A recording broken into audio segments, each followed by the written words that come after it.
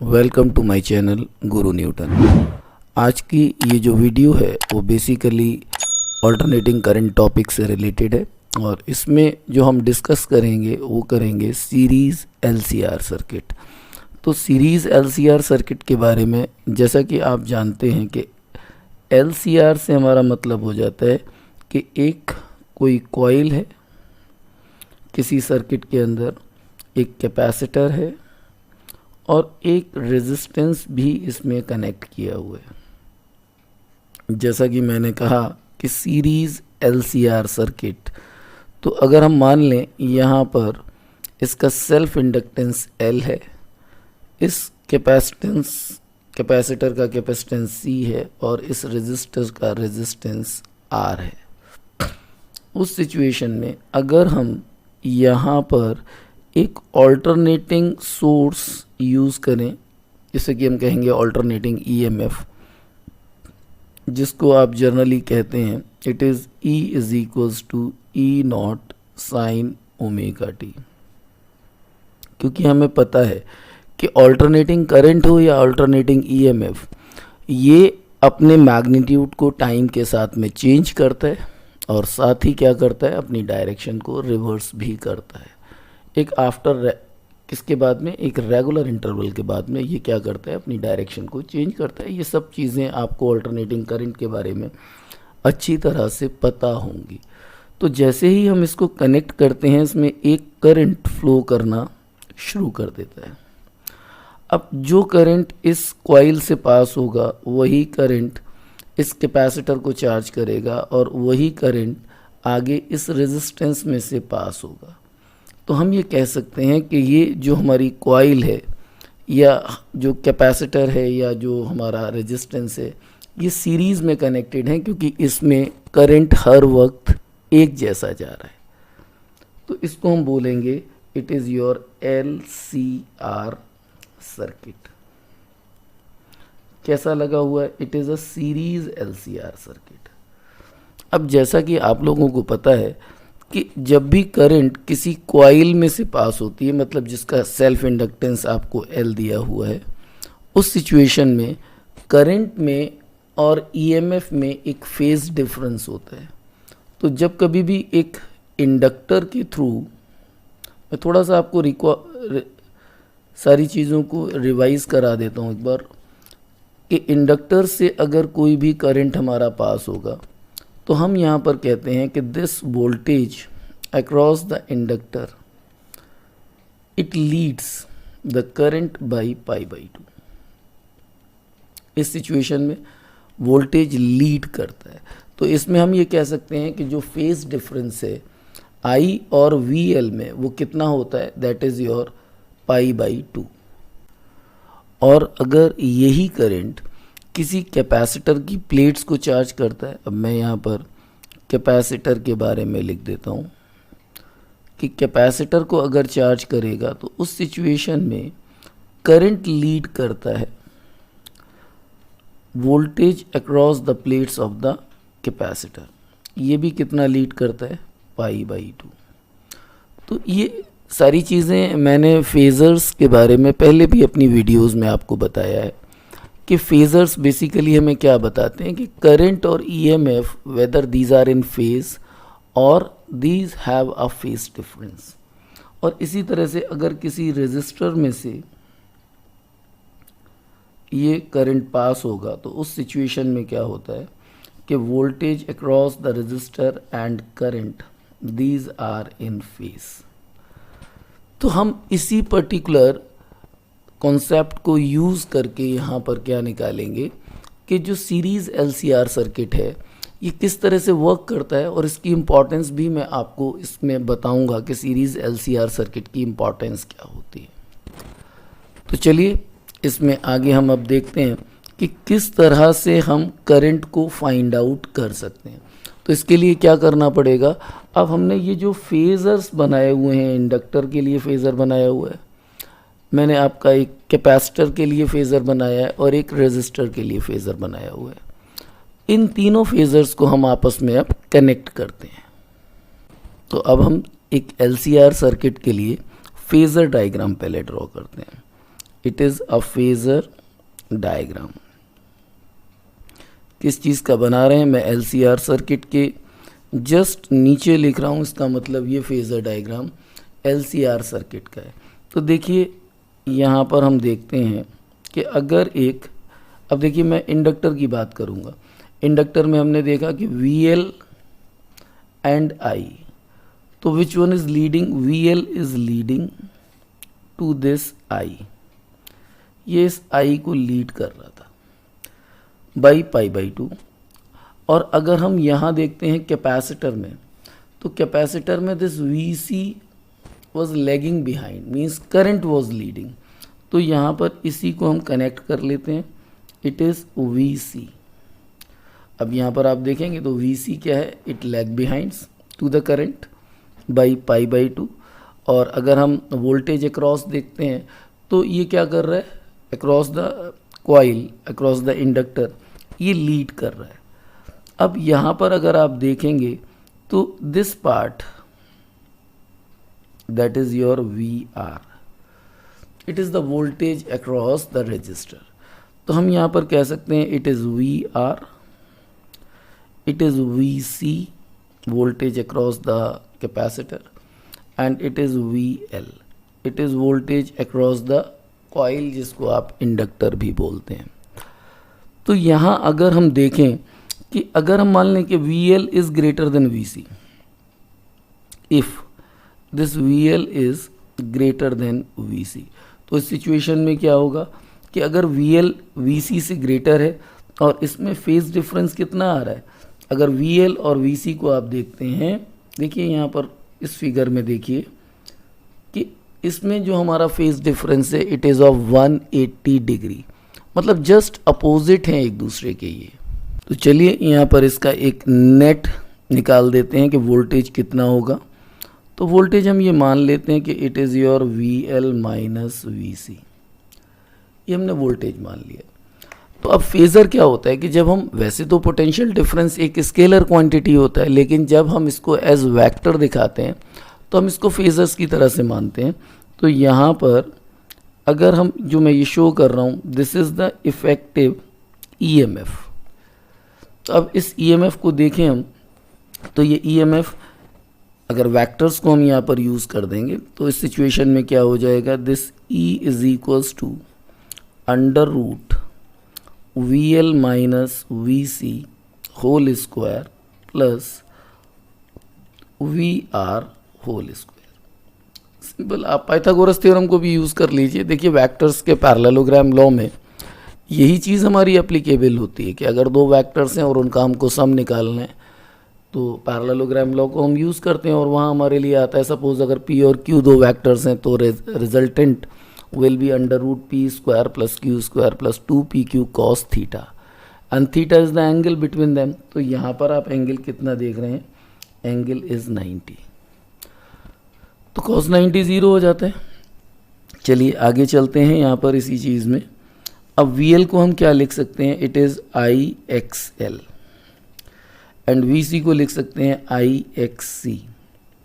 अब XL और XC के बारे में आप अच्छी तरह से जानते होंगे कि XL क्या होता है, it is the inductive reactance and XC is your capacitive reactance, जिसके बारे में मैं अपनी पिछली वीडियोस में बता चुका हूँ।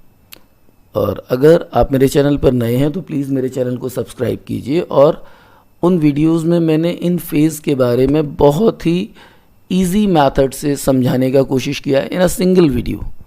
तो ये LCR तीनों में जो फेज़ डिफरेंस होता है करंट में और पोटेंशियल में, ये आपको चीज़ें पूरी तरह से क्लियर हो जाएंगी। तो चलिए आगे चलते हैं इसी चीज़ में, और ये क्या हो जाता है, it is IR। Basically XL और XC जो होते हैं वो हमारे, इनको हम बोलते हैं inductive reactance and capacitive reactance, but we treat them like a resistance because इनकी डायमेंशंस रेजिस्टेंस के बराबर होती हैं।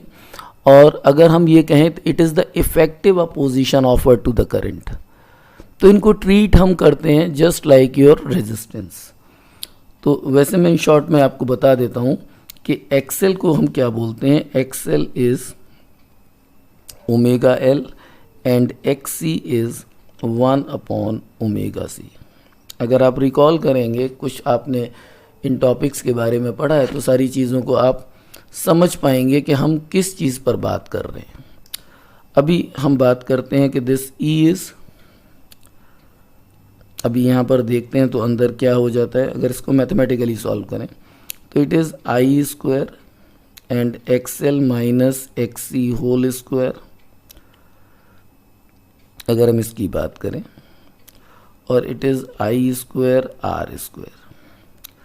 तो यहाँ अगर आप ई देखते हैं तो ई की वैल्यू आपको मिल जाता है I square and it is X L minus X C whole square plus R square, इस तरह से। तो यहाँ पर अगर हम आई की वैल्यू को लिखें तो आई की वैल्यू कितना हो जाएगा, it is E upon under root X L minus X C whole square plus R square. अब देखिए ये जो टर्म आया हमारे लिए कि दिस इज़ व्हाट, हम इस तरह से यहाँ पर लिख सकते हैं इस चीज़ को। देखिए मैं यहाँ पर लिख रहा हूँ कि I is equals to E upon Z. अब एक जेड, एक नया टर्म आ गया। जेड क्या हो जाएगा, जेड इज़ योर इम्पीडेंस। किस चीज़ का इम्पीडेंस है, ऑफ सीरीज LCR सर्किट, इसको आप बोल सकते हैं इम्पीडेंस। तो Z किसके इक्वल हो जाएगा, Z is equals to under root X L minus X C whole square plus R square. This is your impedance. तो अगर हम यहाँ देखें तो अभी हमने करंट को फाइंड आउट कर लिया कि करंट कितना है, लेकिन अभी भी हमें फेज़ के बारे में ये चीज़ क्लियर नहीं है कि फेज़ डिफरेंस कितना होगा। तो देखते हैं फेज़ कितना होगा। चलिए फिर इस फेज़र डायग्राम पर आते हैं जो हमने LCR डायग्राम का बनाया हुआ था, LCR सर्किट का। ये हमारा फेज़ आ जाता है किसके बीच में, this I and E। I में और E में हम क्या देखते हैं, कितना फेज़ डिफरेंस है। तो हम यहाँ लिख सकते हैं कि this tan phi is equals to VL minus VC upon VR। एक तो हम इस चीज़ को देख लेते हैं कि ये हमारा फेज़ हम यहाँ से निकाल सकते हैं अगर हमें वोल्टेज पता है, या फिर अगर हमें वोल्टेज नहीं पता है और हमें इसका इंडक्टिव रिएक्टेंस और कैपेसिटिव रिएक्टेंस पता है, तो उस सिचुएशन में हम क्या कर सकते हैं, tan phi is equals to IXL minus IXC over IR। अब जिस तरह से आप यहाँ पर देखेंगे तो tan phi क्या मिलेगा आपको, tan phi will be equals to XL minus XC over R, क्योंकि R I जो होगा वो अगर हम ऊपर कॉमन ले लेंगे न्यूमरेटर पार्ट में तो डिनोमिनेटर में जो I दिया है उससे वो चीज़ कैंसिल हो जाएगा। अब देखिए LCR सर्किट की इम्पॉर्टेंस क्या है कि अगर सपोज़ हमें LR सर्किट दिया हो, हमारा सर्किट एलिमेंट कैपेसिटर ना हो, तो अगर कैपेसिटर नहीं होगा तो इसी पर्टिकुलर फॉर्मूले में आप क्या करेंगे, XC को एलिमिनेट कर देंगे, XC को आप हटा देंगे, तो इम्पीडेंस आ जाएगा आपको LR सर्किट का। देखिए मैं इसी में आपको बता रहा हूँ, आप थोड़ा सा समझने की कोशिश करेंगे तो हर तरह के जितने भी हमारे सर्किट्स हैं, चाहे वो LR सर्किट हो चाहे वो CR सर्किट हो, हम उन सभी का फेज़ भी फाइंड आउट कर पाएंगे और उसमें करंट कितना होगा ये भी फाइंड आउट कर पाएंगे। तो चलिए इस चीज़ को भी थोड़ा सा समझते हैं। थोड़ा सा ही वीडियो बाकी है, आप पूरी तरह से वीडियो में बने रहिए मेरे साथ, और लास्ट में ये सारे कॉन्सेप्ट्स आपके पूरी तरह से क्लियर हो जाएंगे कि जब current, alternating current basically flow करता है किसी भी कॉइल में या कैपेसिटर में या रेजिस्टर में या उनके कॉम्बिनेशन में, तो किस तरह से करंट में चेंजेस आते हैं, हम इन चीज़ों को देखते हैं। तो चलिए देखते हैं कि अगर इसमें से कोई एक एलिमेंट कम करें तो हमारा करंट क्या रहेगा। तो बात करते हैं एक सीरीज LR सर्किट की। LR सर्किट में क्या हो गया, एक कॉइल है जिसका सेल्फ इंडक्टेंस L है और एक रेजिस्टेंस है। अब आपने इसको भी कनेक्ट किया हुआ है ऑल्टरनेटिंग सोर्स से, तो देखिए आप इसमें देखेंगे जो वोल्टेज होगा अक्रॉस द कॉइल और वोल्टेज अक्रॉस द रेजिस्टेंस। तो जैसा कि फेज़र में आपको पता है कि जब करंट किसी रेजिस्टर में से जाएगी तो ये वी आर है एंड इट इज़ आई, और अगर हम किसी भी इंडक्टर के थ्रू इस ऑल्टरनेटिंग करंट को पास करेंगे तो it is your V L. तो यहाँ फेज डिफरेंस हमारा जो हो जाता है दैट इज़ वी एल और आई के बीच में it is 90 degree, that is π/2। अब अगर हम यहाँ पर इफ़ेक्टिव निकालना चाहें कि फेज डिफरेंस क्या है सीरीज़ कॉम्बिनेशन में, तो देखिए फिर पुराने वाले तरीके पर आ जाते हैं, it is your V L and it is your E. तो यहाँ पर आप देखेंगे कि E इज़ इक्वल्स टू क्या हो जाता है आपके लिए, E is equals to V L square plus V R square. देखिए पिछले फॉर्मूले से भी मैं इसी को कनेक्ट करने जा रहा हूँ अभी। तो यहाँ पर अगर आप देखते हैं E इज़ इक्वल्स टू क्या हो जाएगा, वी एल होता है I X L whole square and it is I R whole square. तो यहाँ पर भी अगर आप इसको सॉल्व करेंगे तो आपको आ जाएगा I under root X L square plus R square. तो I is what, I is your E upon under root X L square plus R square. तो अब यहाँ पर हम इसको लिख सकते हैं it is E upon Z. अब ये जेड क्या हो जाता है, Z is what, Z is your impedance. किस चीज़ का इम्पीडेंस है, ऑफ एल आर सर्किट। अब देखिए पिछले फॉर्मूले में हमें क्या निकला था कि आई वॉज, आई किसके बराबर हम लोगों ने निकाला था, थोड़ा सा रिकॉल कीजिए, I was E over under root X L minus X C whole square plus R square. अब देखिए इसमें हमारा ये कैपेसिटर है ही नहीं, लगा ही नहीं इस सर्किट के अंदर, तो इस एक्स सी को क्या कर देंगे, ज़ीरो कर देंगे। तो हमारे लिए करंट का फॉर्मूला यही निकल कर आ जाएगा, it is under root X L plus R square. अभी यहाँ पर अगर आप फेज़ देखते हैं कि फेज़ कितना हो जाएगा, तो फेज़ अगर आप देखेंगे तो tan phi is equals to V L upon V R. अब पीछे भी फॉर्मूले में यही था, V L minus V C, या फिर आप कह सकते हैं tan phi is equals to X L over R. तो ये एक हमारा हो जाता है, it is your L R circuit. In the same manner अगर आप किसी सी आर सर्किट के बारे में भी निकालना चाहें, जैसे कि अब मान लें सी आर सर्किट क्या हो जाएगा, it is your capacitor and it is your register.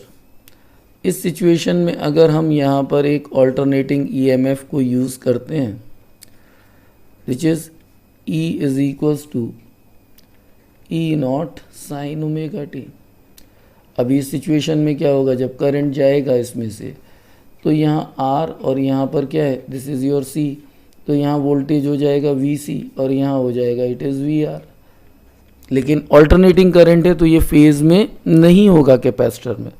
तो यहाँ अगर हम फेज़ बनाएंगे फेज़र, तो it is your I, it is your V R, ये हम रजिस्टर को शो कर रहे हैं, और ये क्या हो गया, it is your voltage across the plates of the capacitor.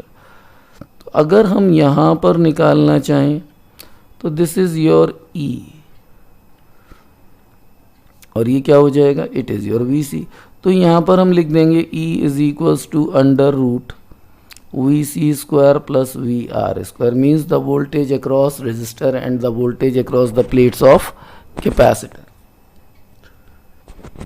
अब इस चीज़ को देखते हैं तो ये E की वैल्यू क्या हो जाता है, E is equals to I. Similar way में हम लिखते हैं it is X C square plus R square.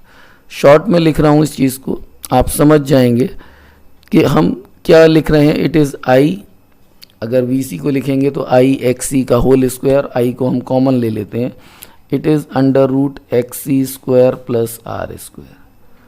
तो अभी हम क्या बोल देंगे, दिस जेड इज़ वॉट, इसको हम लिखेंगे I is equals to E over Z. Z क्या हो जाएगा, इट इज़ इम्पीडेंस।